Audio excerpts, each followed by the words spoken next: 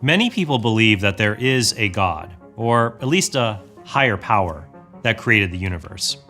What they don't believe is that they need to be religious in order to understand God. They ask, why should I be a part of a religion like Christianity with all of its rules and hypocrisy? I'd rather be spiritual instead of religious. First, it's not bad to be spiritual. A spiritual person knows there's more to reality than physical matter. He may even thank God for the beautiful world God created. But just as most people would love to meet their favorite artist, a truly spiritual person would want to know the artist who created the entire universe. This process of coming to know God and responding to his revelation is the essence of religion. Some people are not religious because they associate religion with the sins and shortcomings of religious people. What's interesting is that the Bible even distinguishes between true religion and a distorted version of religion used to ignore or even justify wrongdoing. James 1:26-27 says, "If anyone thinks he is religious and does not bridle his tongue, but deceives his heart, this man's religion is vain. Religion that is pure and undefiled before God and the Father is this, to visit orphans and widows in their affliction, and to keep oneself unstained from the world." Just as it would be unfair to say all athletes are cheaters or all sports fans are jerks, it's unfair to smear all Christians as hypocrites.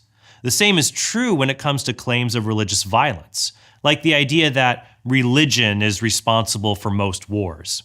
In fact, most wars aren't fought over religion, but for non-religious reasons, such as securing land or natural resources. Finally, the rules in sports are not pointless, but they make the game possible. In the same way, the rules in organized religion come from God's perfect wisdom, so we can find our true happiness. We also should keep in mind that human beings are naturally religious, which indirectly speaks to us being made in God's image and prepares us to seek him out. When St. Paul visited the city of Athens, he addressed a crowd there, saying, "Men of Athens, I perceive that in every way you are very religious. For as I passed along and observed the objects of your worship, I found also an altar with this inscription, 'To an unknown God.' What therefore you worship is unknown, this I proclaim to you.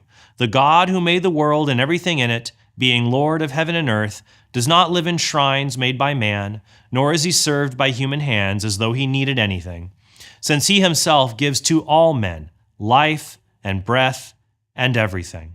Some critics, however, claim that belief in God and religion is a byproduct of human evolution. They say our ancestors had an overactive agency detection system that caused them to imagine things that didn't exist.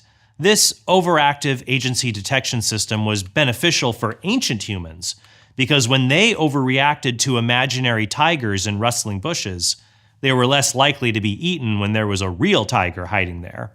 According to critics, this overactive agency detection system was passed on to modern humans, who now imagine the existence of a God who doesn't really exist. But even some atheists criticize evolutionary psychology as being untestable. Biologist Jerry Coyne writes in his book, Why Evolution is True, imaginative reconstructions of how things might have evolved are not science. They are stories. Our collective brains fooling us into thinking God exists is one possible story that accounts for religious belief. But another possible account is that we detect God, since God has given us an instinct to find and worship him.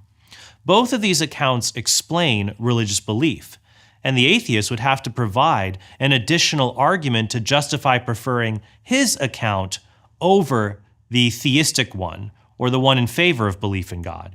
As Michael Shermer, the editor of Skeptic magazine, writes in his book, The Believing Brain, whether or not belief in God is hardwired into our brains, the question remains, does God actually exist?